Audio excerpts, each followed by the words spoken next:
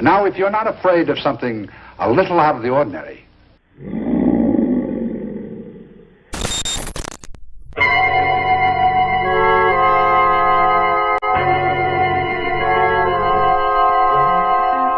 vampires, werewolves, ghouls, ghosts, mummies that come back to life after 3,000 years.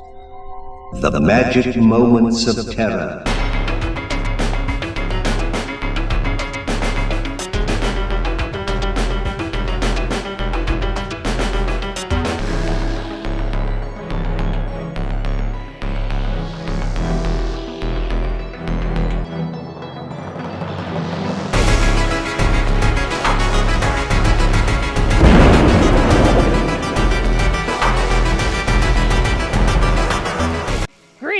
This is Sally the Zombie Cheerleader, and get ready for another horrifically horror-hosted film on Sally the Zombie Cheerleader's School of Horror.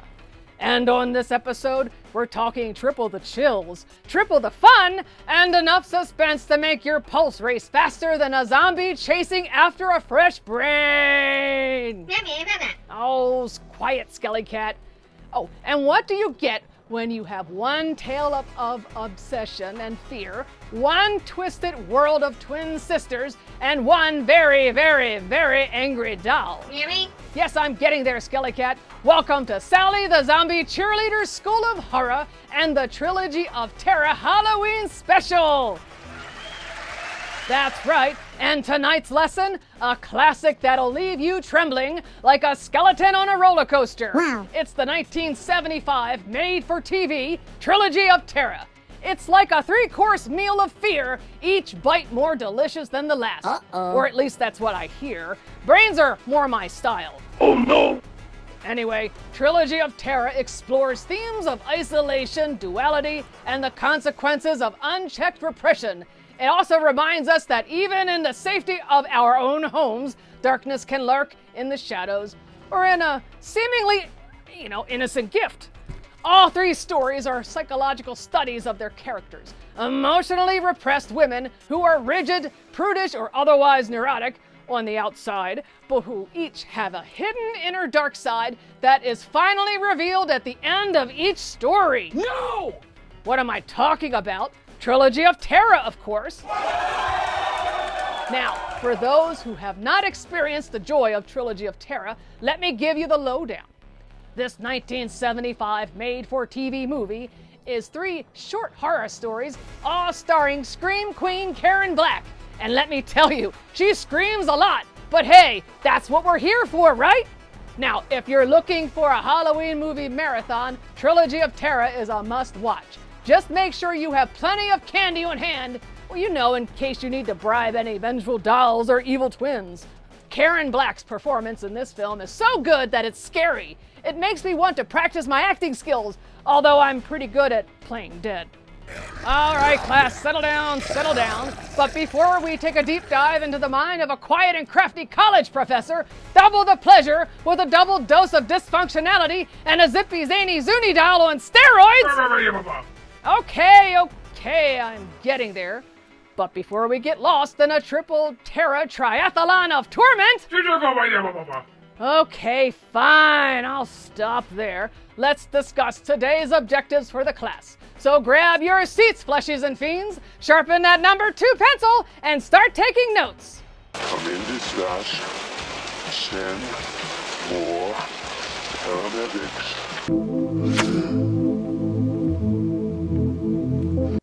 Okay, what will all the fleshies and monsters know by the end of class that they didn't know or didn't want to know before tuning in to Sally's show?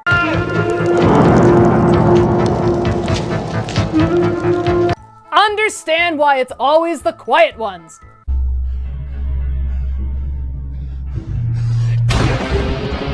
Explain why multiple personality disorder saves on household expenses and auto insurance. Everybody just take a minute! Understand the importance of chains that do not break when jiggled. Identify numerous reasons why scrapbooks aren't just for holidays anymore. And explain why that old black magic isn't just for Lord Voldemort.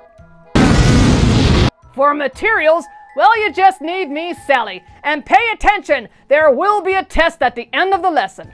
And the class assignment, well, we'll get to that soon. But first, a few Sally fun film facts about Trilogy of Terror.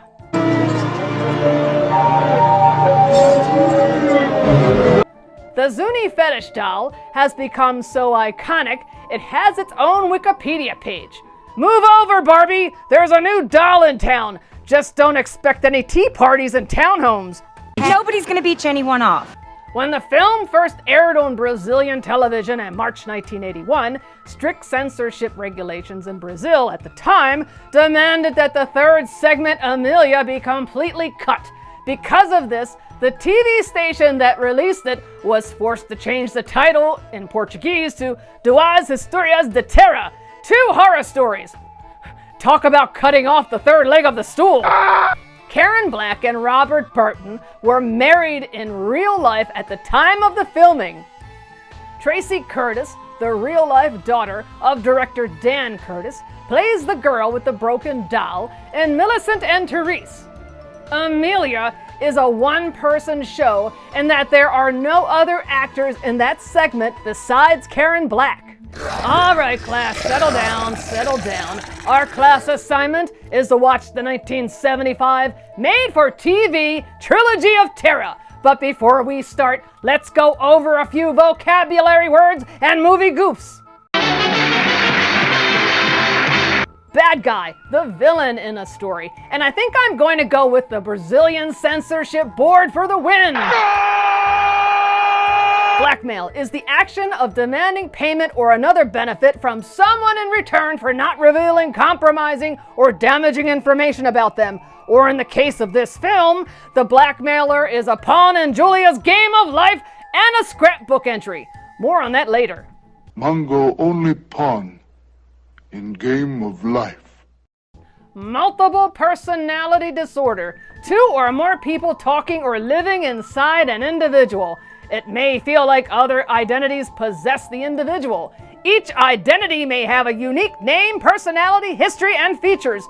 Or in the case of this film, straight lace and bow chicka wow wow. Hey! Zuni fetish doll. In the story, the Zuni fetish doll is an African demon trapped within a small doll, resembling a fearsome tribesman. Well, in reality, the Zuni were Native American, but I guess the name sounded good. Witchcraft. The use of magic or supernatural powers to inflict harm or misfortune on others. Or in the case of this film, how Julia gets a little sexy time. Sexy time. Yeah. All right, class, settle down, settle down. You have your vocabulary words. Now it's time for movie goofs.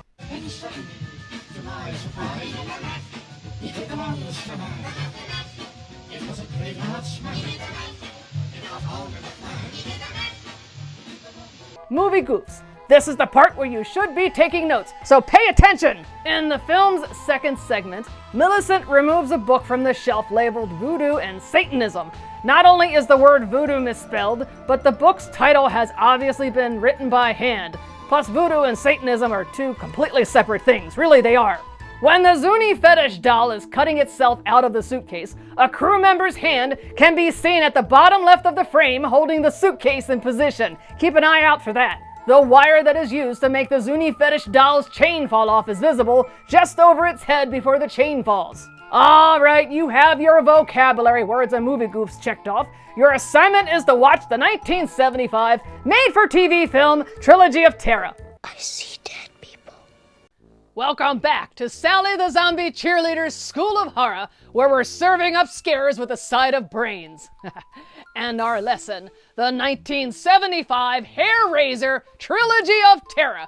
We're talking three tales of terror, one legendary actress, the incredible Karen Black, and enough chills to turn your blood into ice pops. Trilogy of Terror was directed by Dan Curtis, the same mastermind behind the gothic soap opera Dark Shadows. Talk about a man who knows how to create an atmosphere. And who's the mastermind behind these bone-chilling tales? Well, none other than the legendary Richard Matheson, the author who penned the classics like I Am Legend and The Twilight Zone. You know, this guy knows how to craft a story that'll leave you sleeping with the lights on. He even wrote the screenplay for one of the segments, Amelia. Talk about a triple threat, author, screenwriter, and an all-around spooky dude. Yeah. Yes, Skelly Cat. Trilogy of Terror is like a buffet of classic horror tropes. We've got the evil twin, the creepy doll, and the isolated protagonist. It's like a greatest hits of the album of scary movie cliches. But hey, who doesn't love a good old-fashioned scare? And let's not forget the star of the show, the Scream Queen herself, Karen Black. Now this ghoul fiend wasn't afraid to get her hands dirty, or bloody in this case, playing not one, not two, but 4 different roles in this flick. From a timid college professor to a woman battling her evil twin, Karen Black proves she's a master of transformation. Talk about a real gravedigger of talent. Yeah. Now, Trilogy of Terror was directed by Dan Curtis. It was written by William F. Nolan and Richard Matheson. And it stars Robert Burton as Chad Foster, Thomas Admore as John, George Gaines as Dr. Chester Ramsey, Eddie Nels as James Storm, Catherine Reynolds as Ann Richards, Gregory Harrison as Arthur Moore, Tracy Curtis as Tracy, and Karen Black as Julie, Millicent, Therese, and Amelia. And let's not forget Walker Edmondson as the Zuni fetish voice. He goes uncredited. And the plot. Well, there are 3 plots since there are 3 stories. Yeah, Skelly Cat, I know. Segment 1, Julie. The first story is about a college student fascinated by his teacher. It's a twisted story of obsession and revenge that'll leave you gasping for air. Plus, keep an eye out for a sneaky reference to another Dan Curtis classic, The Night Stalker, playing at the drive-in. Talk about a double feature from beyond the grave. Segment 2, Millicent and Therese. The second story is a paranoid tale about twin sisters, one good and the other evil. It's like a double dose of trouble with a side of psychological terror. Imagine 2 peas in a pod, except one pea is rotten to the core. Millicent is the picture of sweetness and innocence, all sunshine and rainbows. And Therese, on the other hand, is a bit more, well, spicy. She's got a penchant for voodoo dolls, black magic, and giving her sister the evil eye. Segment 3, Amelia. The third story is about a Zuni fetish doll that comes to life and terrorizes Amelia. A nightmare is unleashed in the form of a Zuni fetish doll. This little guy is the stuff of nightmares. He's small, he's fierce, and he has a taste for fleshies. Hey, wait a minute, that's my thing. Oh, and I forgot to mention, we have another special guest. Look, here he is. Isn't he cute? Ow! Hey! I guess he's a little bitey. Anyway, and fun fact, the crew struggled to keep the doll from falling apart during the film. Well, as a zombie, I know the feeling. What? Oh, I don't know. Mr. Lobo sent the doll to me. I guess he should be okay. He sent me a letter. There we go. Let me put this down over here. All right, I'm going to read this letter. Dear Sally, I hope you are still undead. I sent you a special doll that you can use to host your next Halloween special. He's lean, he's mean, and he's a biter. I figured you could use the company. Just don't take the chain off or he gets real spicy. What's this with spicy? Everything's spicy. Okay, it's just a doll. I mean, what could go wrong?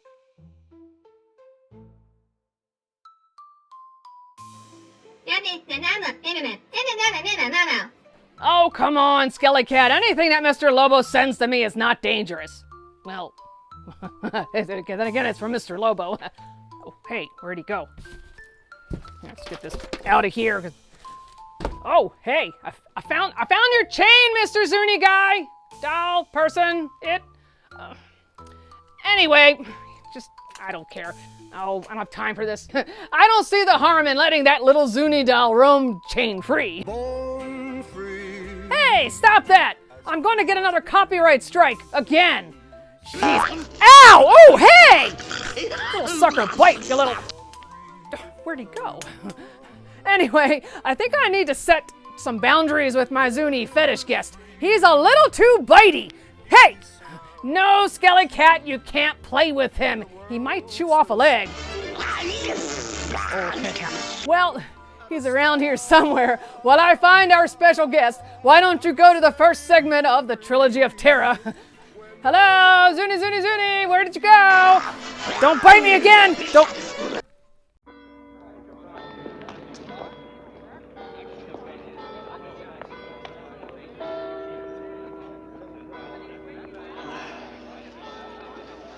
Oh, some wool dress. Hi. How you doing? Math class, huh? Oh, there you go. Oh, your coat's terrific. The whole thing's terrific.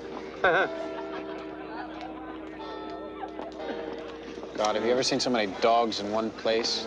Trouble with you, Chad, is you're just spoiled. Yeah, I know. Morning. Now, that's ugly. I just got the weirdest idea. Yeah, what? I wonder what she looks like under all those clothes. Eldridge? Are you kidding? No, I'm not kidding. It's kind of like the idea just jumped into my head.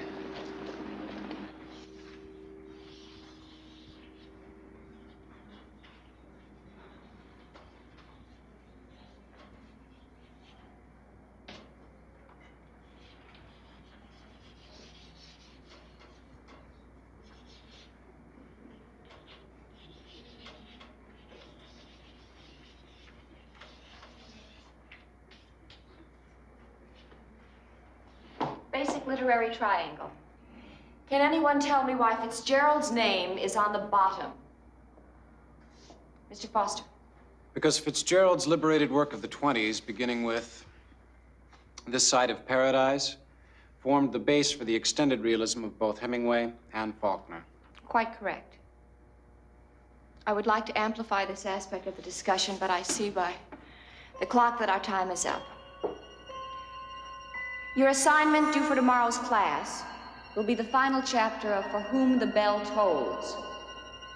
You are to summarize this chapter with special emphasis on the protagonist's time continuum thought processes relating to his father's death and his own impending death in Spain. Class is dismissed.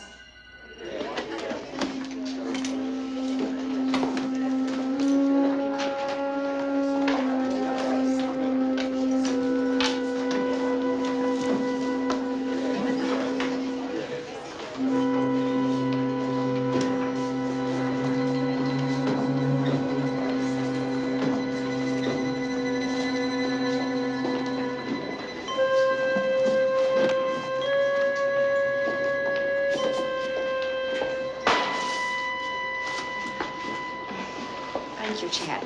You're welcome. You sure carry a lot of books. Yes, Miss Eldridge, you go to the movies much? sometimes, not often. No? I do. A lot. But then I tend to think in pictures. Oh, Yeah, you see, my hobby is photography. well, that's very interesting. I thought that maybe we It's could... very nice talking with you, Chad, but I do have another class. Yeah. See you. You're really serious about that, aren't you? Well, you got any funny ideas, you better forget it. Don't go messing around with teachers. Oh, really? Gee, I didn't know that.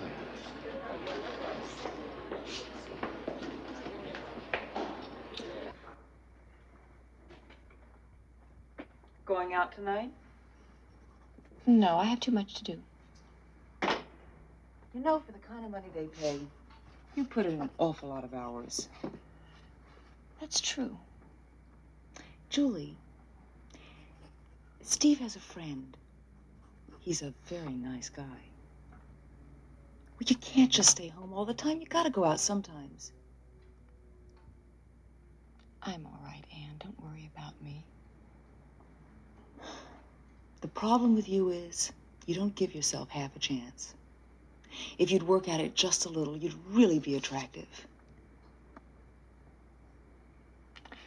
Anne, have a nice time tonight. Okay. Good night. Night.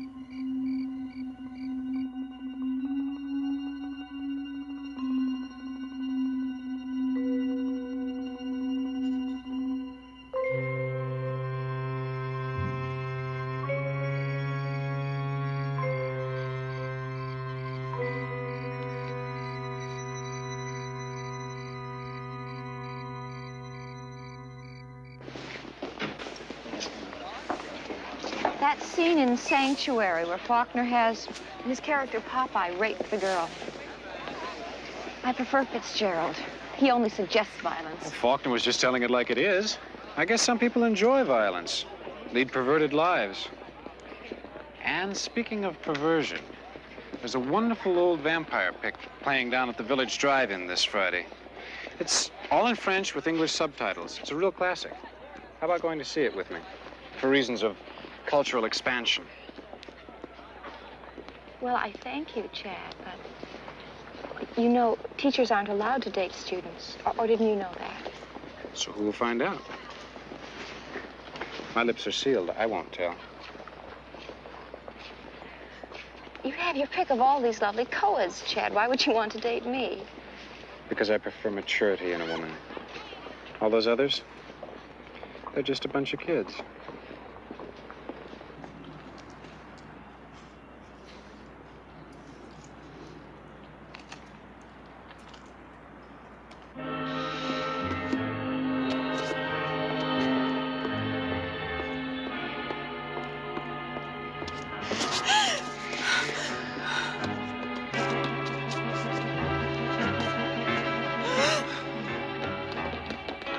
You look like you could use a drink.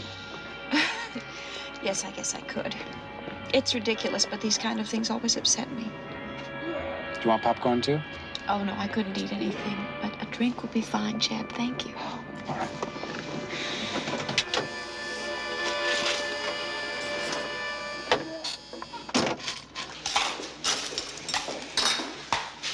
What'll it be? 2 large root beers. Okay. Easy on the eyes. 2 large root beers, easy on the eyes. How much is it? $1.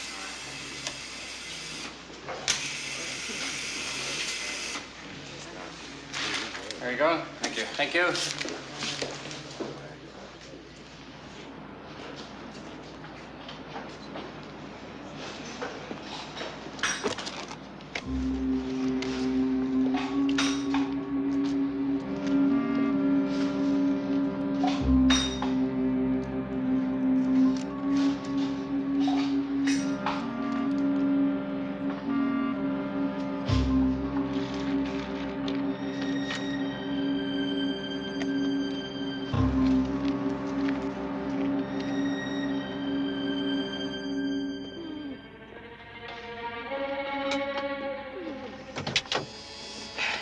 Here's your drink. Thank you.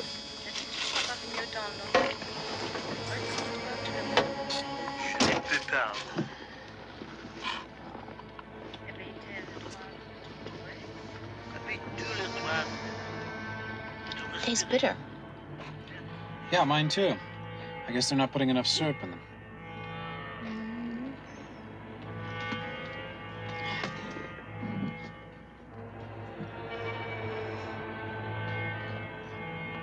What's the matter? Don't you like the movie, Chad? I like the movie. It's just that I like you better.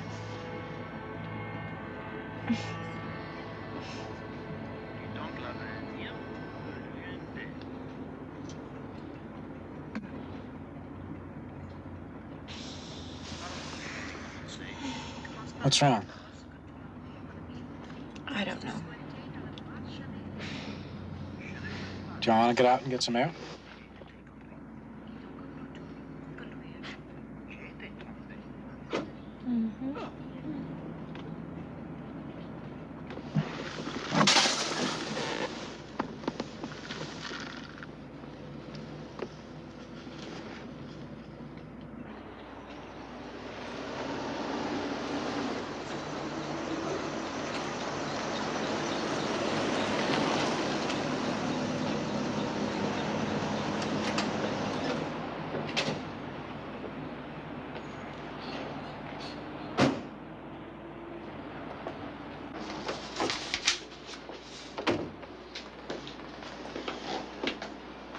Can I do something for you?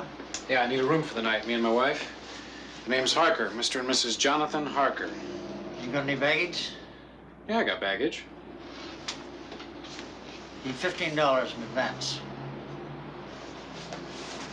All right. Okay, fill out the card. Thank you. Yeah.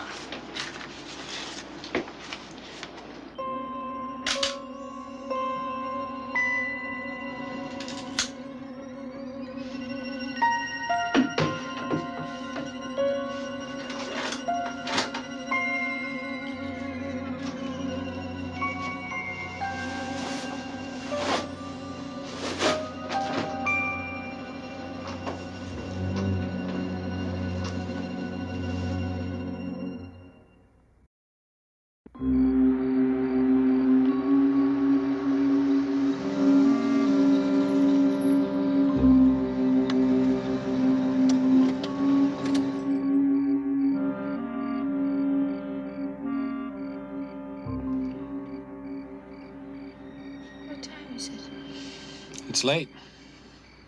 We're home. Boy, you must have really been tired. Could I? Did I really fall asleep? Mm-hmm. I'm sorry. I mean, this has never happened to me before.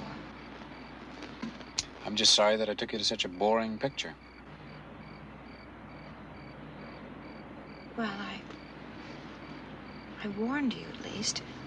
I told you I wouldn't be a very exciting date. Forget it. I decided to let you sleep. I figured with all the work you do, you needed the rest. Still, I'm afraid I've spoiled your evening. No. I had a fine time.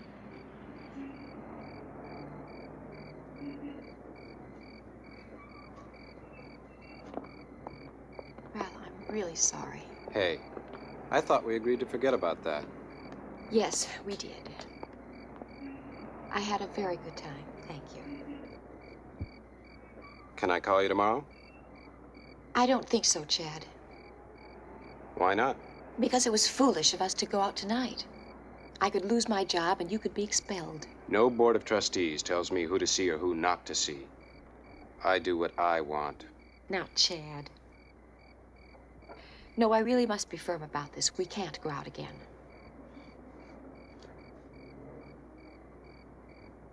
We'll see. Good night, Julie.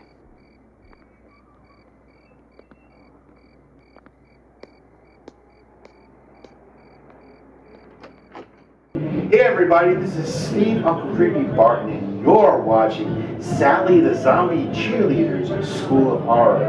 And you better listen to what she has to say, or else I'm coming for you. Oh, while they're watching a film, I can get a snack finally. Oh, hey, Sally the Zombie Cheerleader here. Now, for me, every day is Halloween, but October holds a special place in my dead little heart. It's the only time of year when I can offer free hugs and no one runs away. Plus, I can walk around without the fear of being chased with pitchforks and smartphones. Yeah. Yeah, Skelly Cat. Fleshies will post anything these days. Oh, in October, I can stay in costume and they buy it. I mean, fall for it. Yeah, it's costume. Hey, Sally, I know another place you can go without getting into trouble. You just have to like lava baths and 24-hour saunas. Yeah, feeling hot, hot, hot. No, thank you. The last time I went down there, my hair caught on fire. And it took me forever to find another fleshy to borrow their hair. Anyway, our first installment, Julie, picture this. A college student, Chad. Well, he develops a creepy crush on his professor out of the blue. Sounds innocent enough, right? Wrong! It's a chilling exploration of power, dynamics, obsession, and the consequences of playing with forces we don't fully understand. It's like trying to raise the dead. Sometimes you end up with a horrible smell and a whole lot of regrets. Now, the segment's slow burn builds suspense, creating an atmosphere of unease that lingers well after the shocking climax. It's like that feeling when you're walking home alone on Halloween night and you hear a twig snap behind you, except in this case, the twig is a witch and you're being stalked. It's like being trapped in a haunted house on Halloween night, except instead of ghosts, you're dealing with a lovesick, witchy professor who's about to teach a lesson to a student that he won't soon forget. Karen Black is like a chameleon, transforming from a timid bookworm into a woman possessed by dark forces. It's a performance that will send shivers down your spine and make you think twice before signing up for night classes. What's that? Oh yeah, I did find his spear. I just don't know where the little rascal went. Well, he's supposed to be helping me with hosting the film, but I think he's off chasing my cat. Hey, stop that! Oh, geez, I think I need to go save my cats and maybe capture a Zuni Doll. I hear suitcases are the best traps for Zuni Dolls. All right, class, I hope you are taking notes because the test on this film is going to be a doozy. Let's return to the Trilogy of Terror. No, Skelly Cat, you have to take the test too. And how about you're watching Sally the Zombie Cheerleader's School of Horror. And you're watching Sally the School Leader Cheerleaders. Sally the Zombie School Leaders. Sally the Zombie Cheerleaders. Okay, you're watching Zombie the Sally Cheer Goons. Wait, say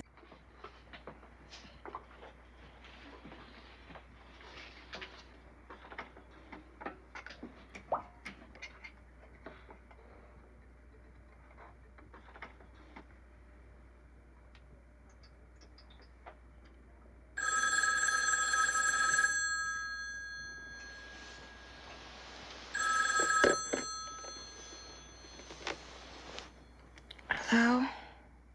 It's me, Chad.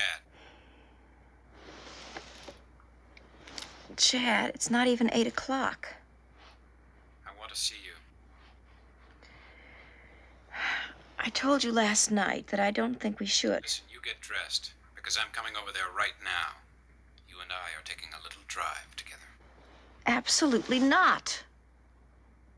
Now, what's the matter with you? I don't find this at all amusing. It's not meant to be.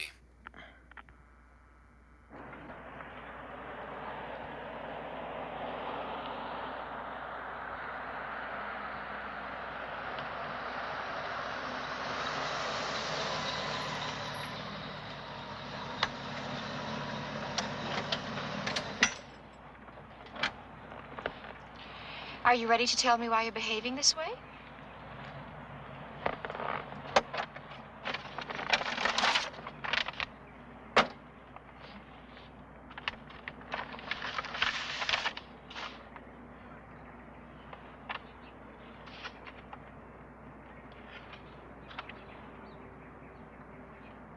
What didn't I tell you? My hobby's photography.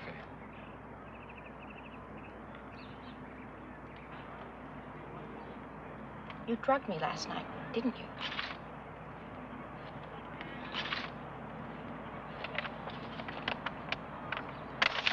Why would you do something this sick? Well, I think they came out rather well, don't you? Oh, and you can keep these. Because you see, I have the negatives.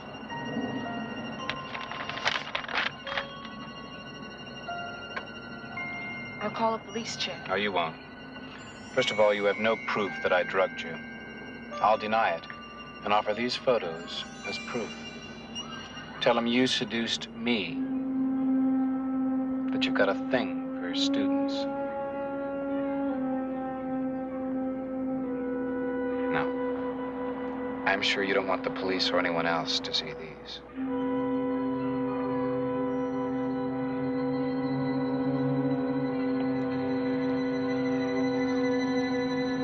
All right, Chad. What do you want from me?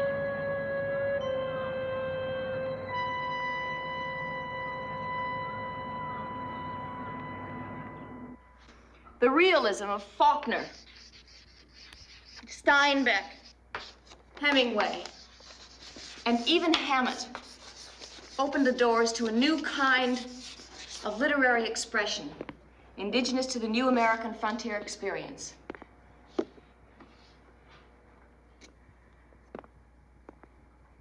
Here was a raw, muscled prose, which completely transformed the period and formed a direct bridge,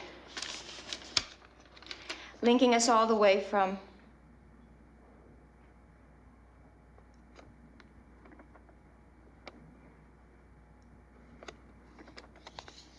the aesthetic realism of a Dreiser to the rather disheveled class is dismissed. Class is dismissed.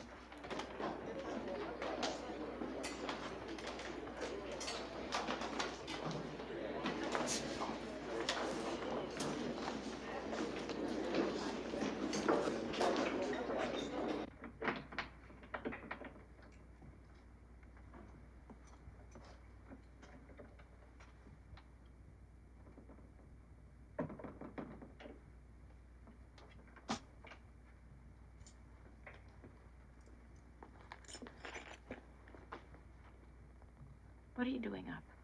Do you know what time it is? Julie. Will you please tell me what's going on? Nothing. I didn't stay up all night to get that kind of an answer. I'm worried about you. It's been like this for a month now. I know, but... Julie, this isn't like you. Please tell me what's happening. I really can't talk about it, Anne.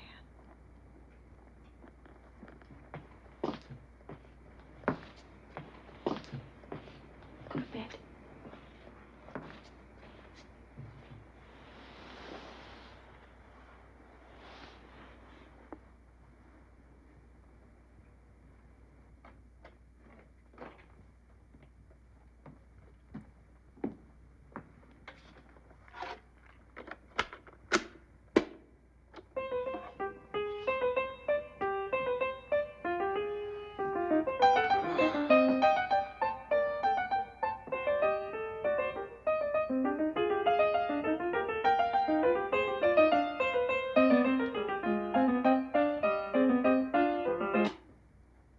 Hey, I want that on. I want it off. Since when does what you want count? Since now. Tonight. This second. It's all over, Chad. It's over. Nothing is over until I say it is. I don't think so. You see, I'm bored. And when I'm bored, the game is over. Bored? Mm-hmm. Not terrified, not shocked. Just plain bored. Whose idea did you think this whole thing was? What are you talking about? What I am talking about, Chad, is that you are a singularly unimaginative young man. Did you really think that that dull little mind of yours could possibly have conceived any of the rather dramatic experiences we've shared? Do you remember the day you watched me walk up the steps? Since that moment, your mind has not been your own. Why do you think you suddenly had the overwhelming desire to see what I looked like under all those clothes?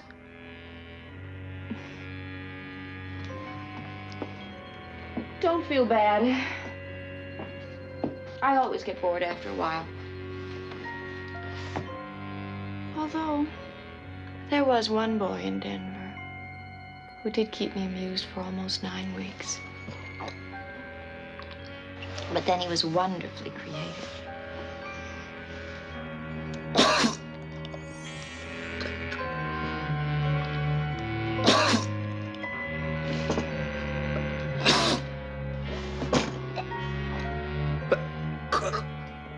First you'll experience dizziness, then mild paralysis, and then total cardiac arrest. You've drugged me. No, dear. I've killed you.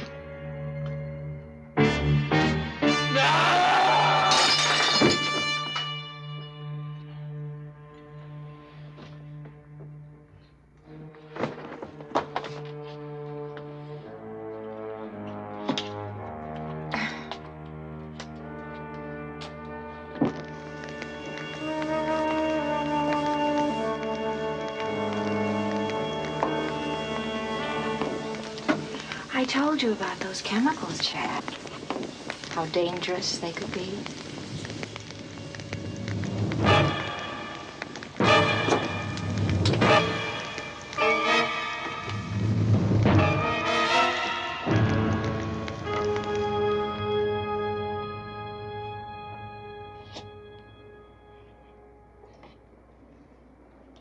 He was one of your best students, wasn't he?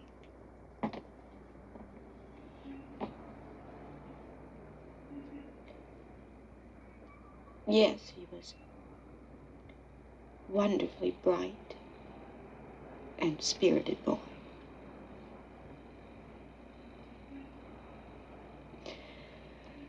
You know, I warned him about those chemicals, how dangerous they could be. Are you sure you're okay? Julie, I can skip work and stay here with you. No, you go on. I'll be fine. Are you sure? Yes, Anne.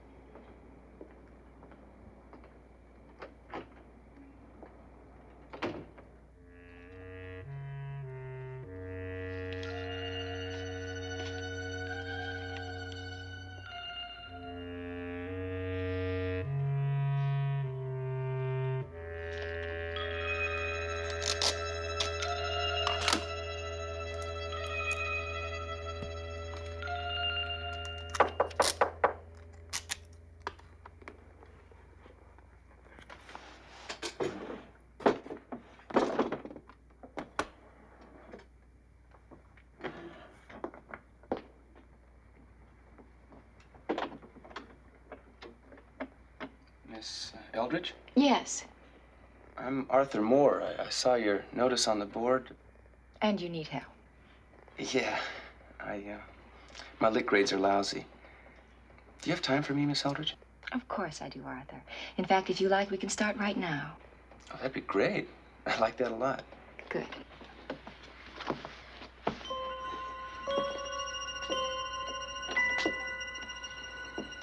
I think we're going to be friends, Arthur.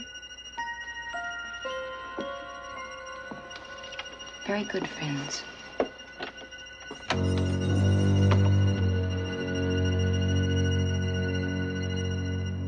After cheerleaders like you did. Yes. You were right.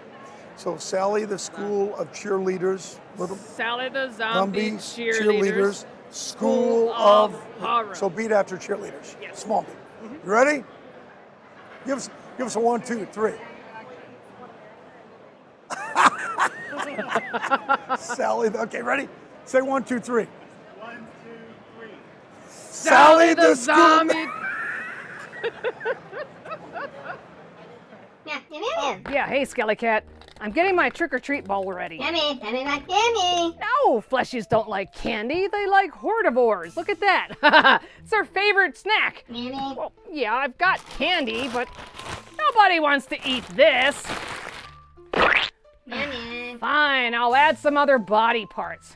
Oh, hey, Sally the Zombie Cheerleader here, and I hope you're enjoying Trilogy of Terror.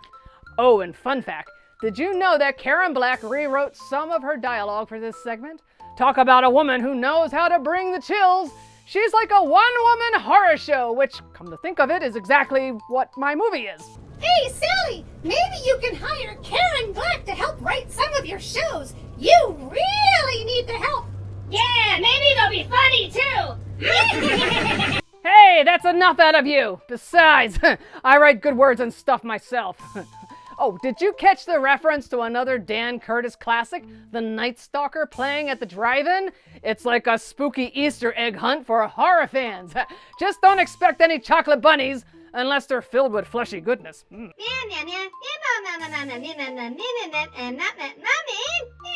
What, Skelly Cat? I was just saying. Anyway, this segment is a reminder to all you fleshies out there that boundaries are important. Otherwise, you might end up on the wrong side of the burning bed or getting trapped in a creepy student-teacher relationship. Huh, talk about a Halloween horror story. It's enough to make you want to stay home and hand out candy to trick-or-treaters, or maybe eat all the candy yourself. No judgment here. Hey, I think I managed to catch my fellow host. He sounds real angry, but not real hosty. Anyway, October is a fantastic time of the year when all the monsters can come out and play instead of just lurking in the shadows. Fall has fallen, pumpkins are carved, the streetlights come on a little sooner, and the graveyards are grooving. Oh, it's almost time for Samhain once again. Now, traditionally, Samhain is celebrated on November 1st, but the party starts on October 31st. But for us zombies, we start the celebration on October 1st. During Samhain, the veil between the living and the dead thins. Souls of the dead kin revisit their homes seeking hospitality, and fairies, pagans, and spirits party like it's $9.99. Now, it doesn't matter if you're looking for a portal at a burial site, hosting a traditional bonfire, or setting up a table for a sacrifice or two.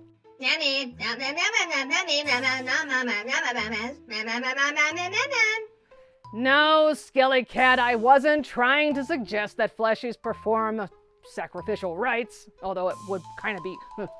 I'm just trying to say there's lots of ways to celebrate the end of summer and the beginning of the winter months. What's that? You want to come out and help me host the movie? Well, of course! What's that? You're my biggest fan. Oh, I don't know. The last time I heard that, it didn't end so well for me. All right, here we go. Oh, great. I just lost my Zuni fetish doll again. He broke loose. While I try to wrangle me up a Zuni warrior, why don't you go to our next story, Millicent and Therese. Come back here. You promised me you would be my co-host. What are you doing? Oh. So buckle up, fleshies. We're about to enter the twisted world of Millicent and Therese. It's a psychological thriller that'll leave you more tangled than a zombie's intestines after a midnight snack. We've got twin sisters, Millicent, the sweet and innocent one, and Therese, the wild child with a desire for voodoo dolls and questionable fashion choices. This segment will leave you questioning everything, including your own sanity. Kind of like trying to figure out if candy corn is candy or just cleverly disguised pieces of wax.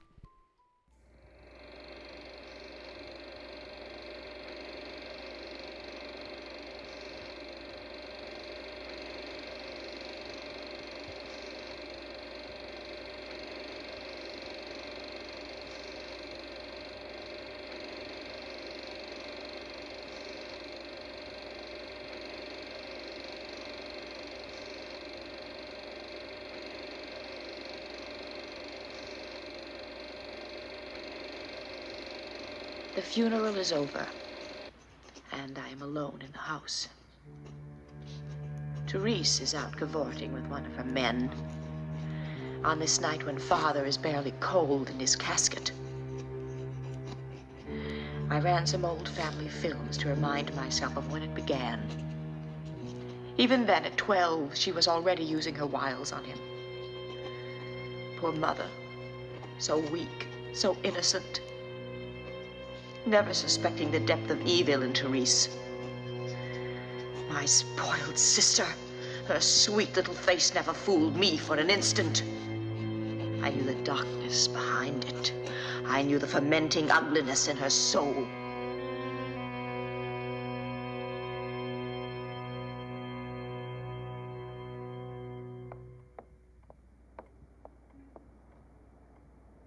Mr. Anmar? Yes?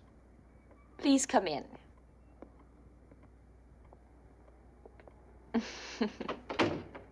I know what you're thinking.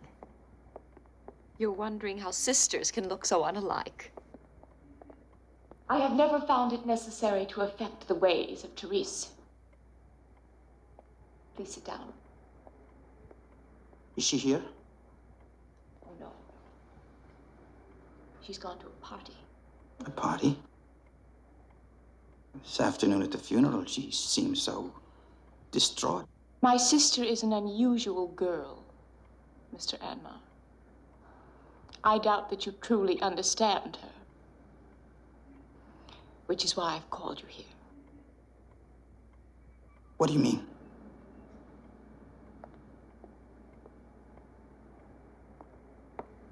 I want you to look at something. Here's Therese and Father. She was 15 then. I want you to notice the way she's pressing herself against him. I don't understand.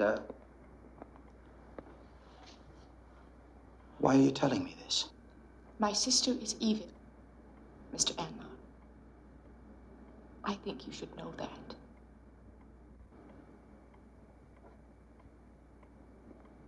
Even as a child, she was vicious and cunning. But Father worshipped her, and she him. When she was 16, she seduced him. Now look, I don't know what you're trying to do, but I don't want to hear any more of this.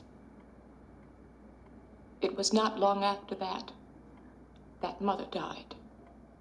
The doctor said it was an accident.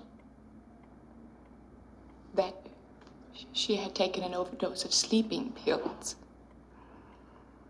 But it was no accident, Mr. Anmar. It was Therese. She had put those extra pills in her milk. If this is true, how could you live in the same house while they... Well, you see, I had no place else to go. I had no money and no way to earn any. No escape. So I kept to myself as much as possible. Tried to avoid Therese. To ignore what was happening in this house. You don't believe me, do you? Miss Lorimer, I don't know what to say. These books show what she is. Demonology, pornography, Satanism, voodoo, witchcraft. These books aren't just relics, Mr. Anmar. She uses them to capture the souls of others. By her own admission, Satan guides her. You don't really expect me to believe this, do you? But you must believe me, Mr. Anmar. You see, Therese's soul is damned. And I cannot help her. But I can help you. Miss Miss Slaughterman, I'm afraid you're the one that really needs help.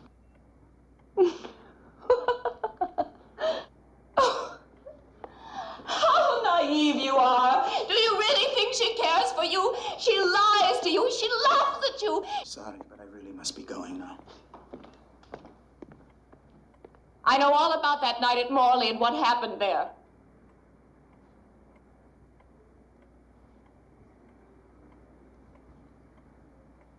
She told you about that? Yes. She told me everything. Gloated. Bragged about how she was able to corrupt you. My sister enjoys inflicting pain, Mr. Anmar. And apparently she somehow persuaded you to share that perversion. Now do you believe me?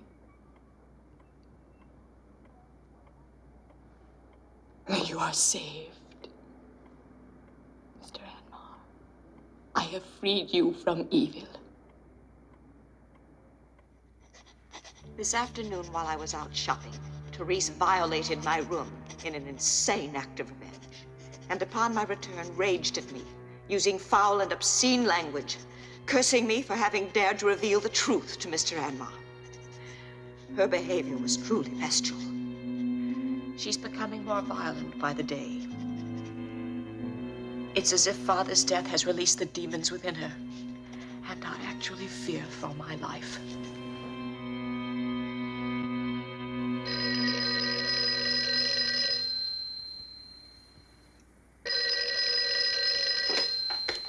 Hello? Dr. Ramsey, it's Millie. It's about Therese. She's much worse. Now, I thought we'd settled that matter. You were going to see about Therese. But you can't imagine the things she's been saying about me. About us. Us? She's jealous of our relationship. She twists it into something lewd and something sordid. Look, Millie, I have a hospital call to make in your area tomorrow. I'll drop by and we'll talk about this. Thank you, Doctor.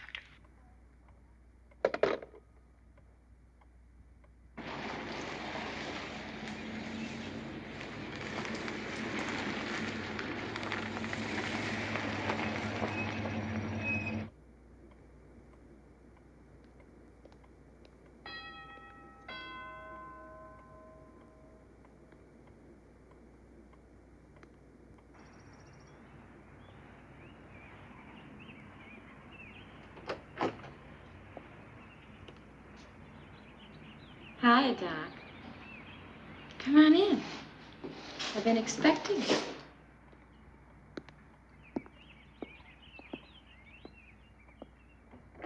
Do that again.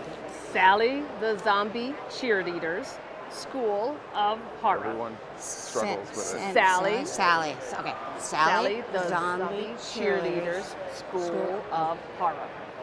Sally the Zombie Cheerleader's School of Horror. Excellent. Piece of cake. Oh, we're on camera too. Oh. Yep. Oh.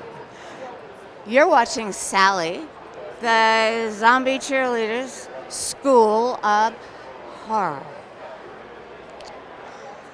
Yay! No, we gotta do that again. Well, you know, Skelly Cat, I might not have a Zuni co-host, but I do have a nifty little spear. It can help me clean out all the fleshies under my nail. What's that? Oh, yeah, that was pretty creepy. I mean, I've heard of wicked stepmothers, but an evil twin sister? Who knew? What's that? Well, why don't you help me decorate the lair? It's getting kind of late. Besides, I want to treat the fleshies to a good time before I hug them anyway. Hey, Sally the Zombie Cheerleader here, and I hope you're enjoying the next segment. Millicent and Therese are a true duality terror treat. And this segment is based on Richard Matheson's short story, The Likeness of Julie, but with a few killer twists. Millicent and Therese is a masterclass in psychological horror. The subtle shifts in Karen Black's performance, the eerie sound design, and the disorienting camera angles all create a sense of creeping paranoia. It's like being trapped in a haunted house, except the ghosts are your inner demons. It's like a double dose of trouble with a side of psychological terror. Fine, Skelly Cat, I'll stop there. Now, of course, we find out that Millicent is the good sister. She's kind of sweet and happy and does everything and dresses and tea parties. Therese, on the other hand, is, well, not that. She loves voodoo dolls, practices black magic, and gives her sister the evil eye. It's like a Halloween costume party gone horribly wrong. You think you're getting a princess, but you're ending up with a wicked witch, or in this case, an evil twin sister. Hey, Sally, we found your evil twin. Why don't you stop by and we will host a meet and greet? Yeah, double the pleasure, double the souls. No, thank you. I'm creepy enough on my own. Besides, I'm having too much trouble with the doll I have already. What? What do you mean you're not coming out until the third segment? Well, that's not nice. I'm going to tell Mr. Lobo on you. Some co-host. What do you mean pay you? I don't even get paid. Fine. Anyway, here's where it gets really interesting. Are Millicent and Therese two separate people? Or are there two sides of the same coin, battling for dominance in a single tormented soul? It's a mind-bending mystery that will keep you guessing until the very end. Like trying to figure out if that noise in the attic is a ghost or just a squirrel with a nasty case of the hiccups. Karen Black's performance in this segment is nothing short of spectacular.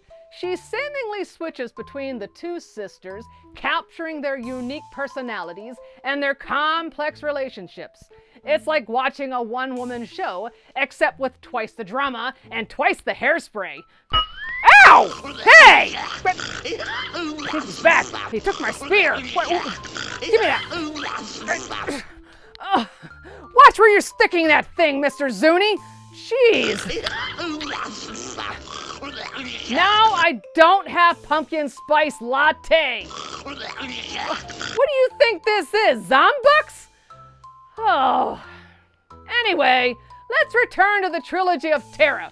You know, as a co-host, I'm going to talk to Mr. Lobo. You're not a co-host at all. You're just a terror. Oh, wait a minute. Oh, hello there. I'm Count Gordon Duval, and I doing my homework. Why do I have homework? I signed up for Sally the Zombie Cheerleader School of Horror.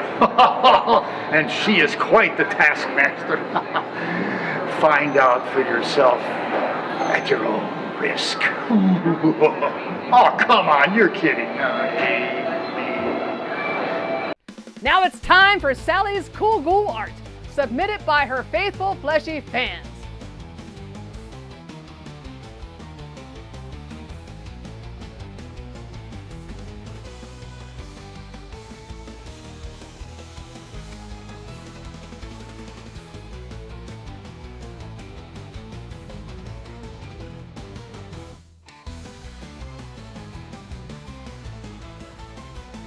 Set, Skelly Cat, it's joke time? Fine, go ahead.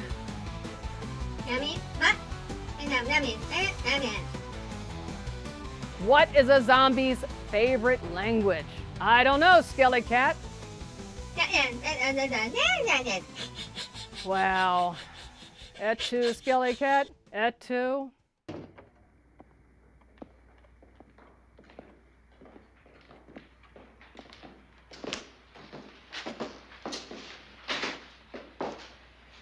You want a drink?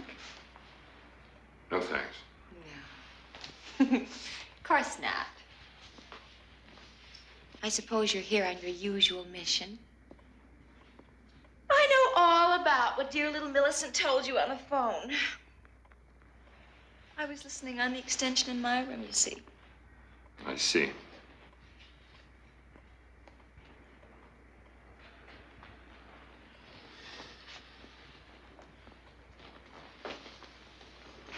So, I guess it's just a wasted visit, Doctor. Because I know Millicent won't talk about me when I'm in the house. And here, I am. Did you destroy her room? Yes, I destroyed her room. Why shouldn't I? She deserved it. I mean, where does that little twit get off thinking she's got the right to stick her nose into my affairs?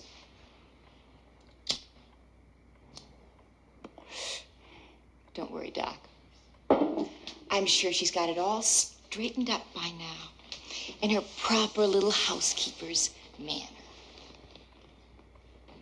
Therese, this hatred has got to stop. You'll destroy yourself. Oh, I don't think so, Doc. Besides, it's really all Millicent has. Her hatred of me is the only passion in her lonely, pathetic little existence. You know, you're really a very handsome man, Doctor. If you just loosen up a little. Oh, did that bother you? Do I make you nervous, Doctor? I don't think we need to carry this any further.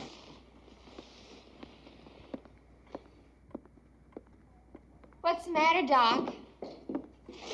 You still a virgin? Or, is it that you just don't like girls?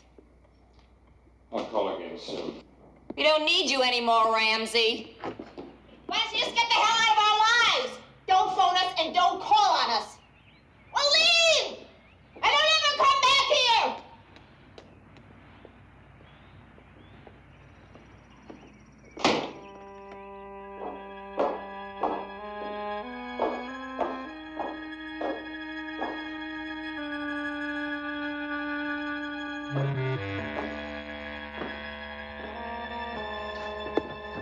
Gone! Dr. Ramsey's gone, Millicent. He won't be back.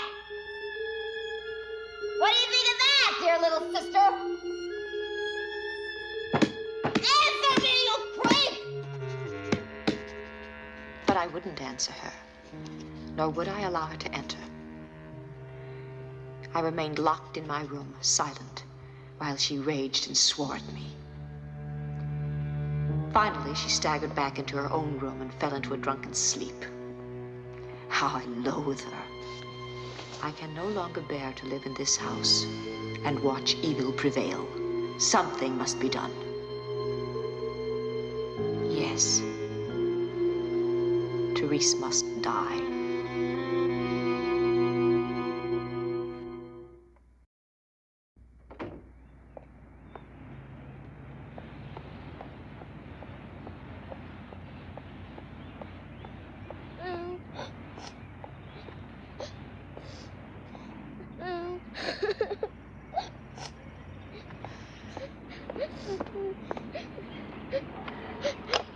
Tracy, what's wrong? What's the matter? My doll is broken. Oh, let me look at it. Oh, my. How did this happen, dear? Your sister broke it. Therese? Therese did this? But why? Why did she do it? I was just playing with my dolly when all of a sudden your sister came running out of the house and yelled at me. She said I was making too much noise. Then she grabbed my dolly and threw it on the ground and broke its head. I hate her, Miss Milton. I hate her. You poor thing. Next time I'm in town, I'm going to buy you a brand new dolly. You will? Will that make you feel better? Thank you, Miss Millicent. When I returned to the house, I was still thinking of Tracy's broken doll. And it was then that the solution suddenly became quite clear. At last I had found the ideal way. How ironic, I would use Therese's own books to destroy her. I began to collect the necessary items. Parings from Therese's long, painted nails. Strands from her lovely blonde hair. The rhinestone buttons from her most lewdly seductive dress. And then, at last, I had all that was required. Teresa's life held literally within my hands.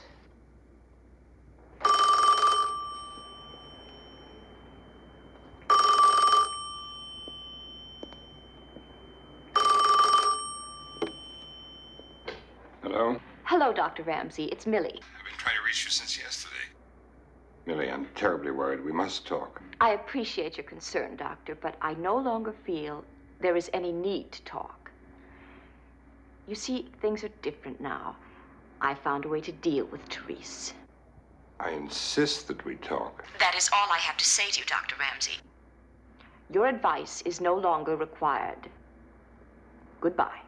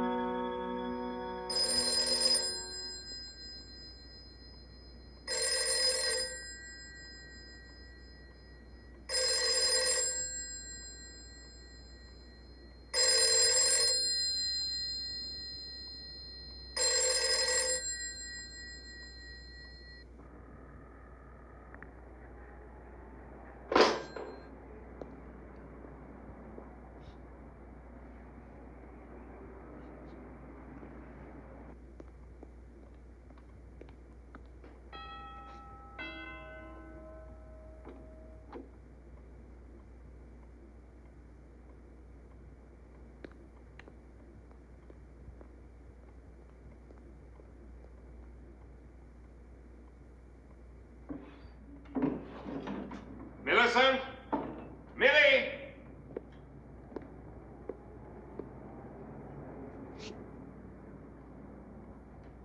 Millie, you in here?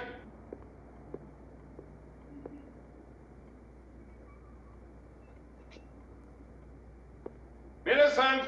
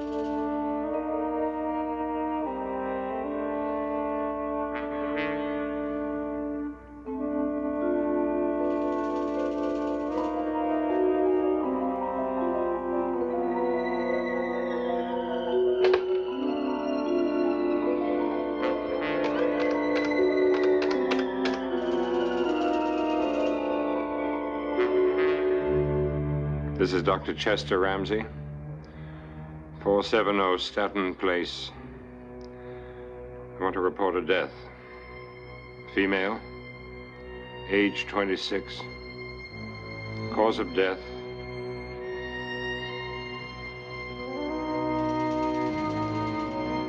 cause of death unknown.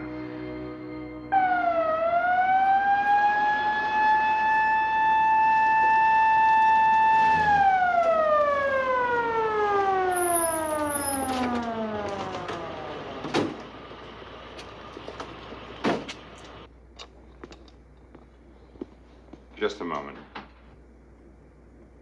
Before you take her away.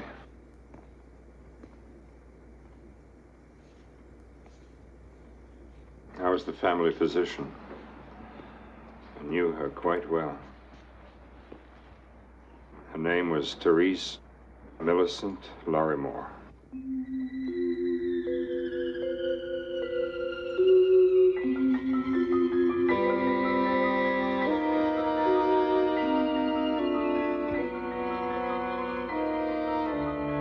most advanced case of dual personality I have ever seen.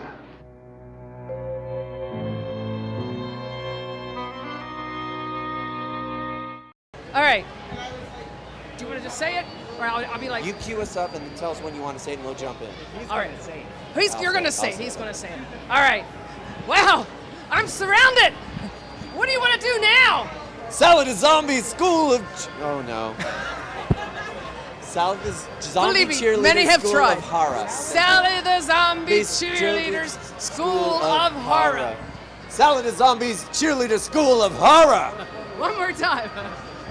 Sally the Zombies Cheerleader School of Horror. Yay! Okay. Yes! Ah, duality. The good twin, the evil twin, the Jekyll and Hyde within us all. It's like deciding which half of the brain to eat first. The one that craves knowledge, or the one that just wants to drool and moan. Oh wait, brains. Whoops, I guess I answered that one. Oh, in the Trilogy of Terror, we see this theme play out in a few different ways. There's the obvious duality of Millicent and Therese, but the hidden darkness lurks within Julie and Amelia.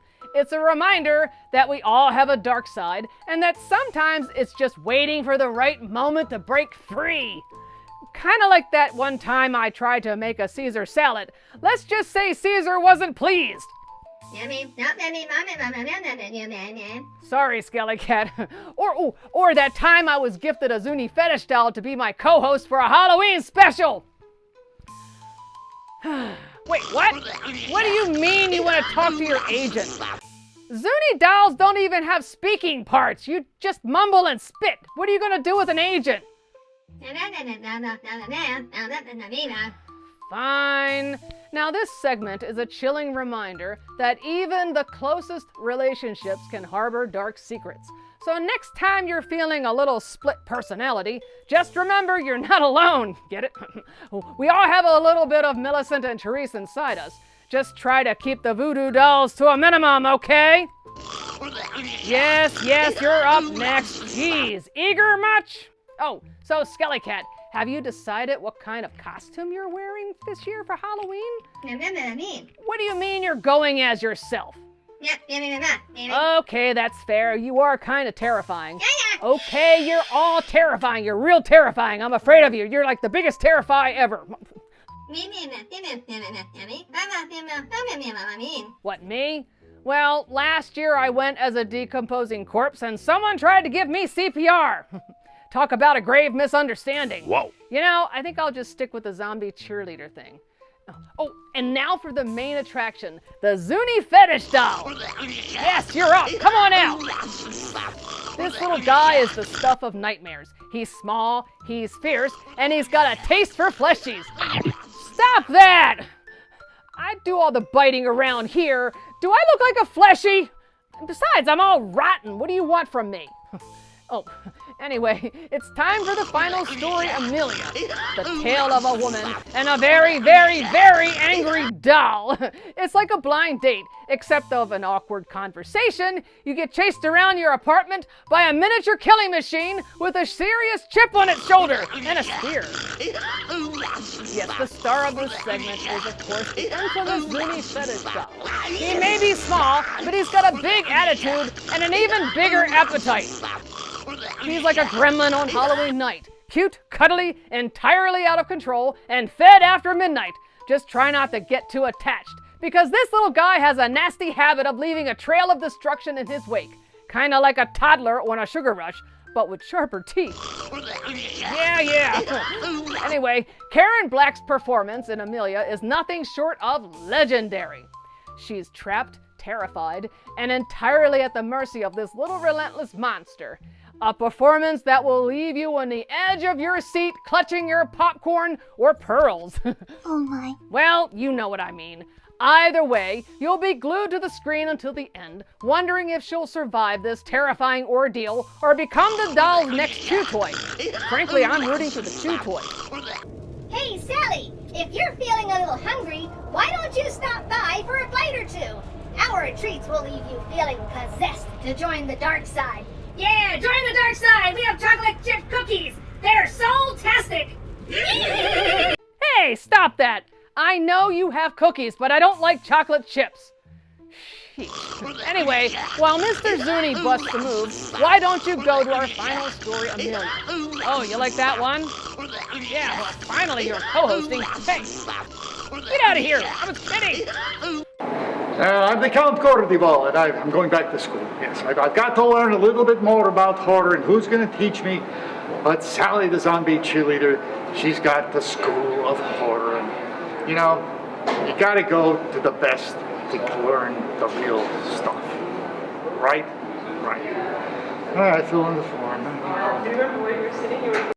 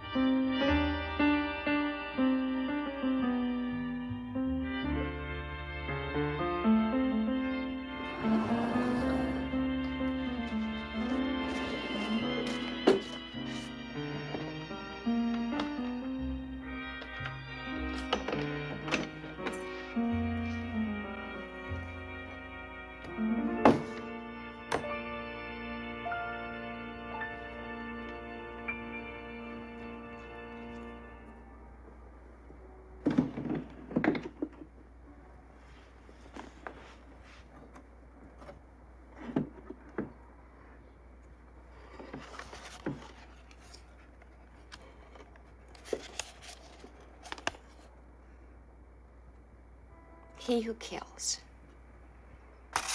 Boy, are you ugly.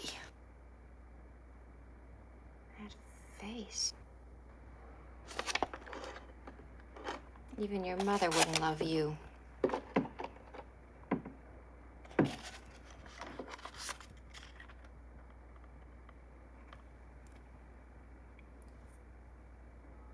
It's very sharp.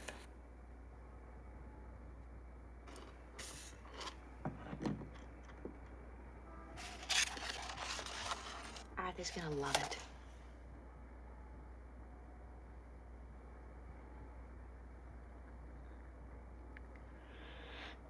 Well, better get it over with.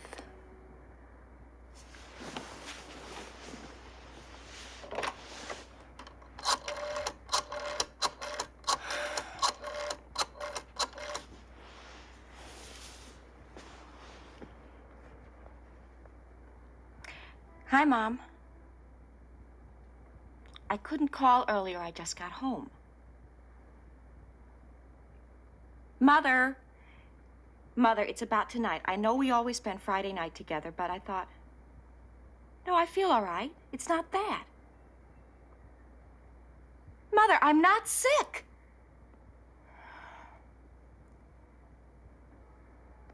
Mother, there's a man. His name is Arthur Breslow. He's a teacher at City College. It's his birthday. And, well, I sort of promised him that we'd spend the night, the evening together.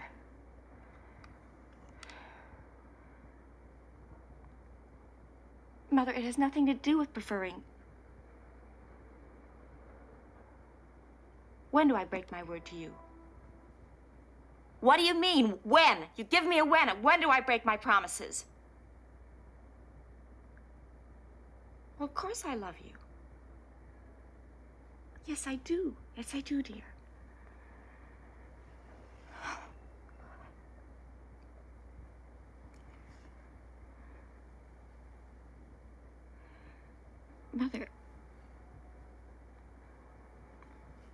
Mother, I'm not being cruel. It's just, it's his birthday, that's all. I see you 2 or 3 nights a week.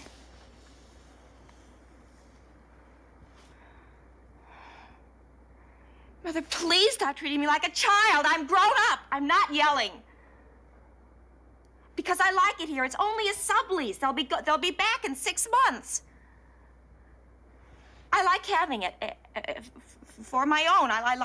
I like being alone. I didn't mean it that way. I'm sorry.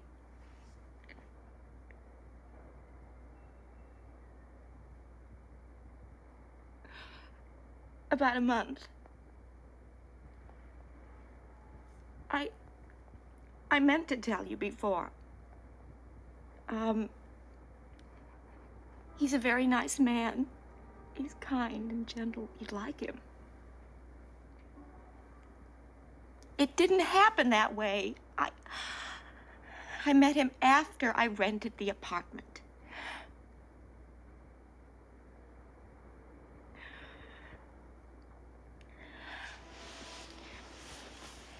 Mother, you should see what I'm getting him for his birthday. It's a genuine Zuni fetish doll. I found it in a curio shop on 3rd Avenue. Arthur teaches anthropology, that's why I got it for him. It's a Zuni hunting fetish. It's really interesting. There's supposed to be some Zuni hunter's spirit inside of it. And there's a golden chain wrapped around it to keep the spirit from making the doll come to life. Come to life. It says, should the chain be removed, spirit and doll will become one living. Well, that's what it says. On the scroll. The scroll. It comes with a doll inside the box.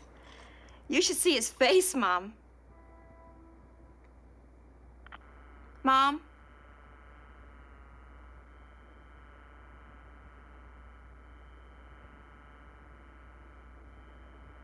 Why is it always like this?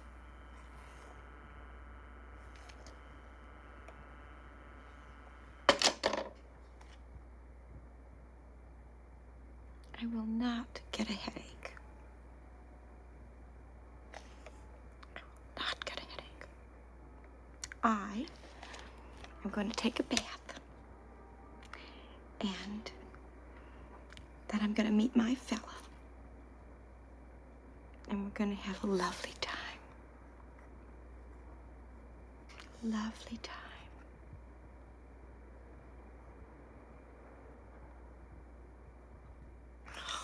Mom?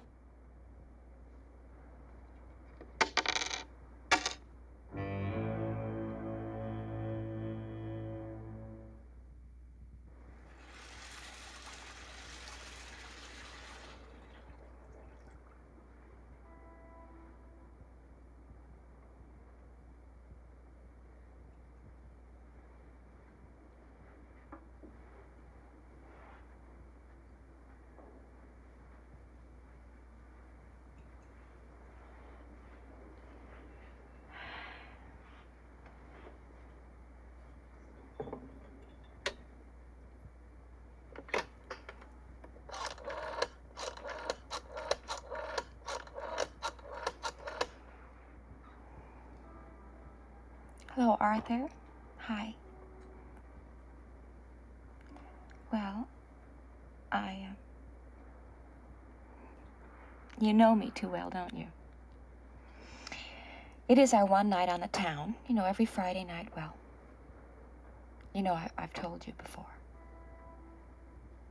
I just don't want to hurt her feelings. My moving out was hard enough on her. Well, I know I had every right to move out. That's not the point. Yeah, I realize we'd planned to spend the evening together, but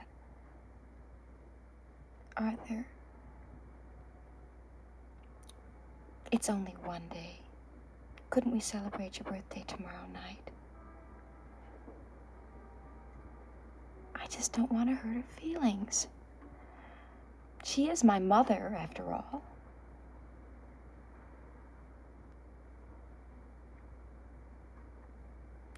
All right. Bye.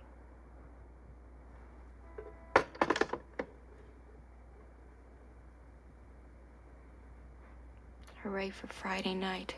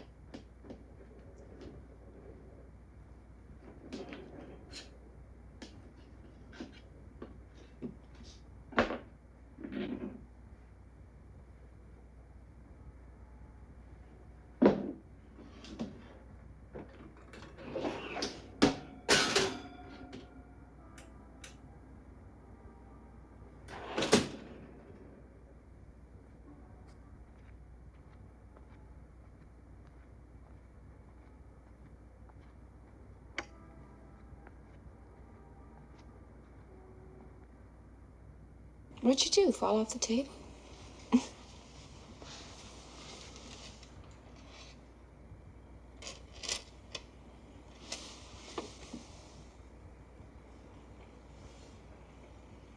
Where'd you go?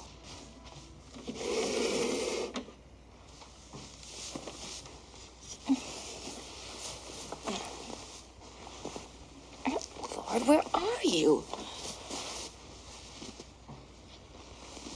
Oh.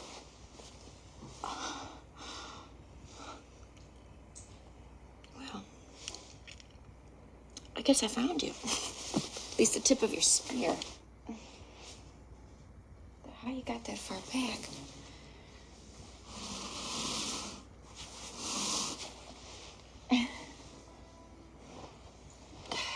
We're getting warm. Come out, wherever you are.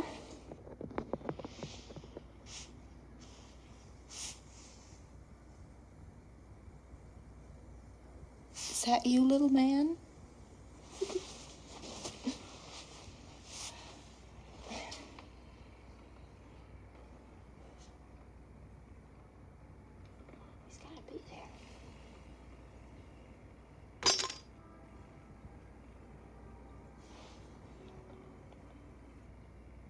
What's going on?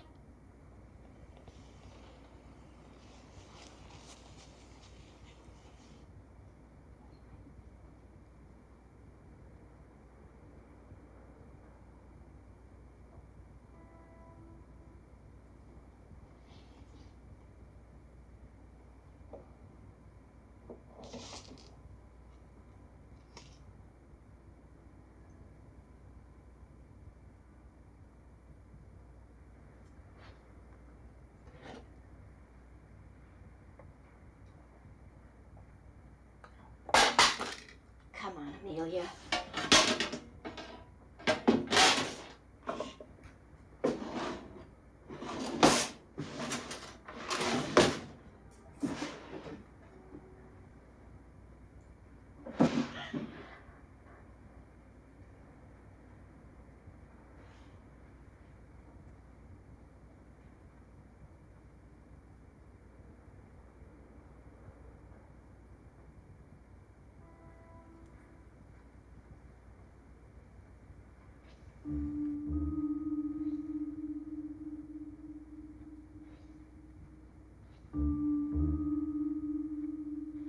Don't get spooky on me, Amelia.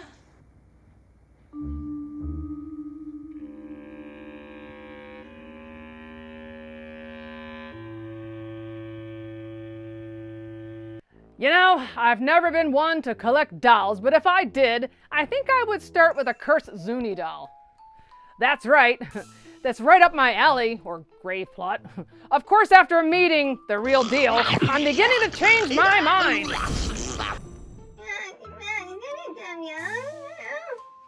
Skelly Cat, what's wrong with you? Oh, hey, Sally the Zombie Cheerleader here, and I hope you're enjoying Amelia. Oh, and did you know Richard Matheson insisted that he adapt his own short story, Prey, himself, because he knew the story had to be the most frightening of the three in the trilogy, and boy was he right! This little guy is the stuff of nightmares. With his sharp teeth, beady eyes, and a thirst for blood, he's like the ultimate Halloween prank gone wrong! Now, the Zuni doll was loosely inspired by actual Native American fetishes. But don't worry, they're not usually this homicidal. In fact, this doll is so wicked, it'll make you a little paranoid about your knickknacks. I was just kidding. And fun fact, the Zuni fetish doll in this segment became so iconic that it even has its own Wikipedia page. Move over, Barbie, there's a new doll in town. Yes, well, you are special. Anyway, just don't expect any tea parties unless you're serving tea with a side of brains or finger food. That's my delicacy. Now, the Zuni fetish doll was notoriously difficult to work with.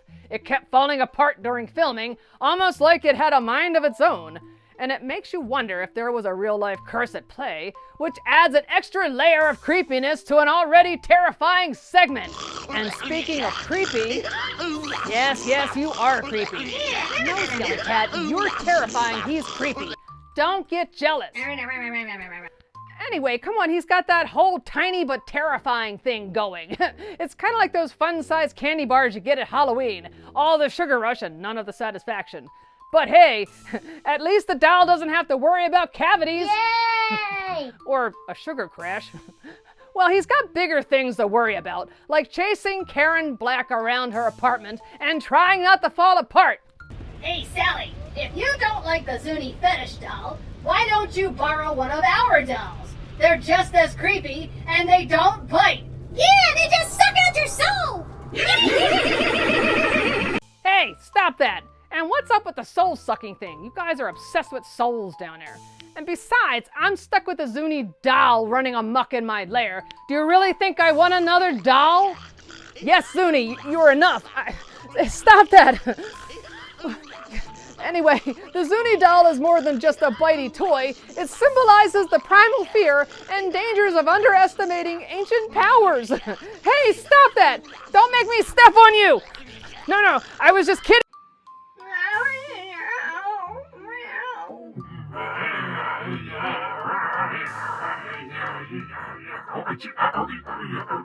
Skelly Cat, what's wrong with you? Where'd he go? Huh, he disappeared. Great, I lost my Zuni fetish doll again. Quiet, Skelly Cat. While I try to capture a zany Zuni, why don't you go to the conclusion of Trilogy of Terror? Hey, Zuni fetish doll, where'd you go? It's quiet now. Huh.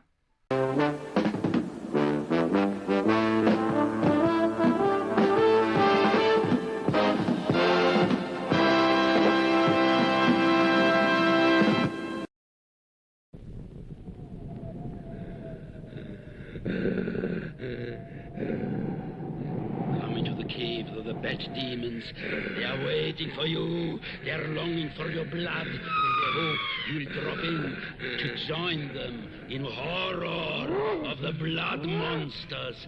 A new, a ghastly journey into the weird world of the undead.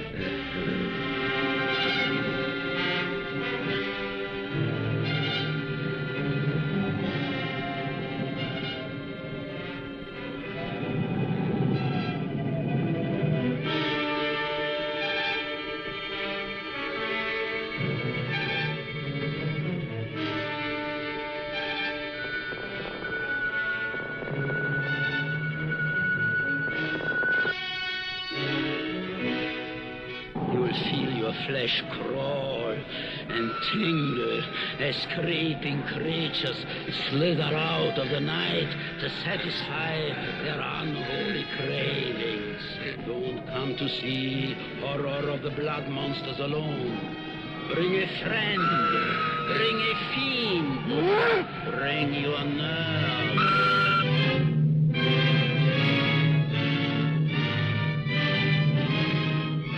See human beings hideously transformed into the most grotesque creations we ever dare to show you on screen. Gruesome mutations of the cult of vampires.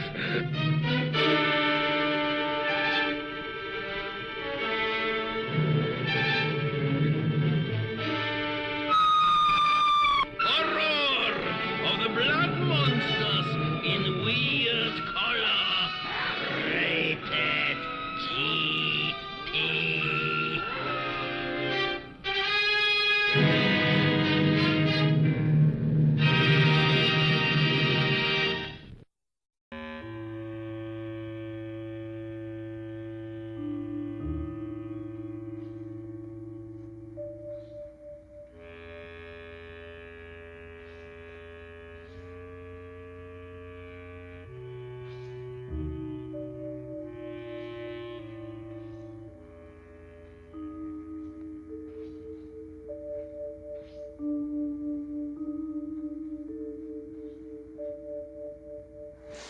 Wooden dolls do not move about.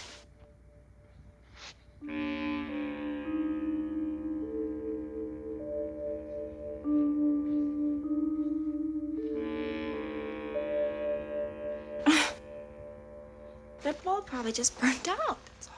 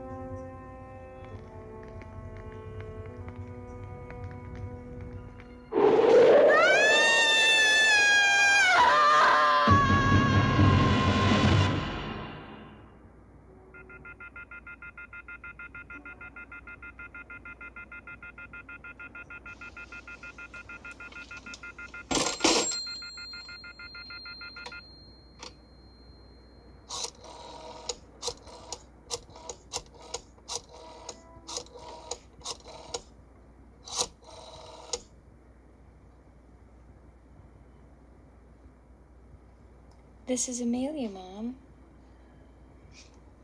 I'm sorry I acted the way I did. I think we should spend the evening together just the way we planned. It's kind of late, though.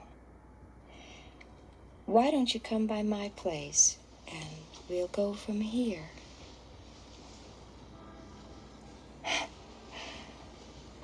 No, I'm all right. Good. I'll be waiting for you.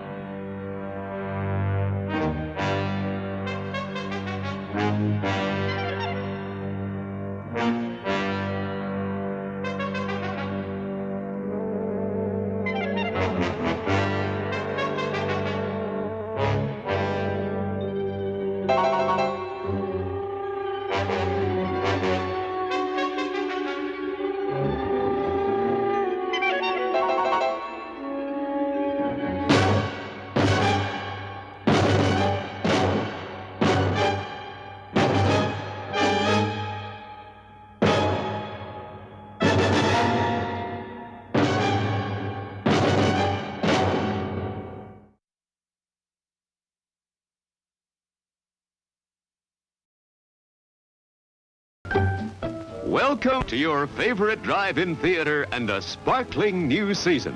Watch our screen and local newspapers for all the fine shows coming this way. Show after show will feature the latest hits, the biggest stars for fun-filled, pleasure-packed evenings. Relax, come as you are, and spend an enjoyable night out with the entire family. Geez, Skelly Cat, what big teeth you have. How did you do that? You're a Skelly Cat, not a Skelly Kitty. Are you still growing? And what are you doing with the Zuni sphere? What did you do with the Zuni Doll? You didn't eat him, did you? Or worse, where did that scamp go? You know, I better not find Zuni bits in your poo. Oh, hey, you're back. Sally the Zombie Cheerleader here, and I hope you enjoyed the Trilogy of Terror.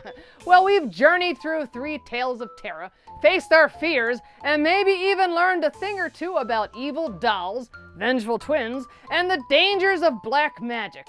And speaking of evil dolls, did you see the Zuni Doll? Are you sure you haven't seen him, Skelly Cat? I just don't know where I can't find him anywhere. Anyway, so takeaway lessons.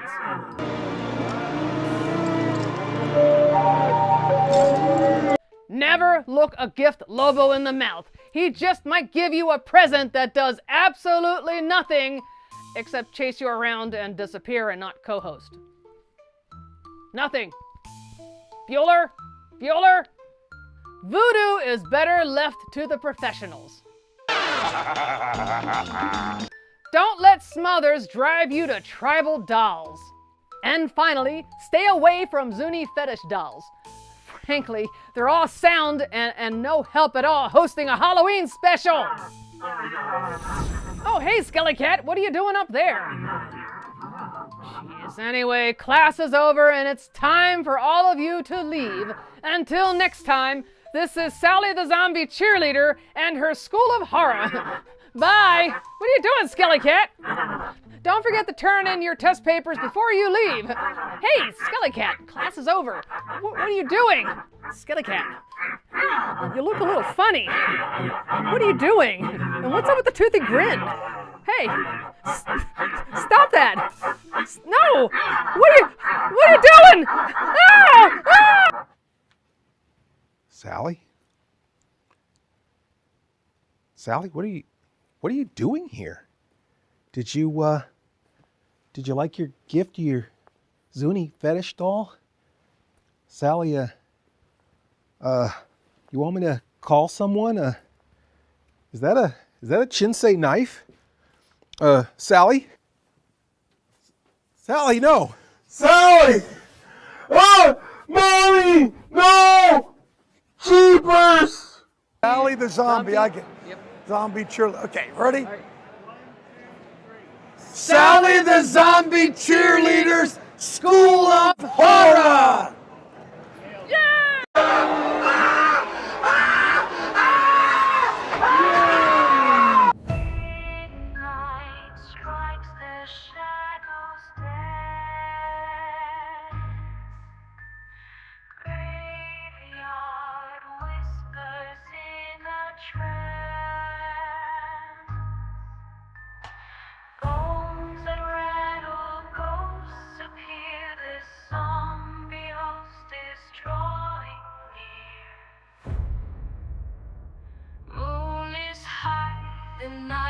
Is cold, secrets lurking, tales untold, ghastly figures rise from ground in this eerie haunted town. Welcome mortals to the fright, where the dead come out at night. You shiver, scream and lose your way.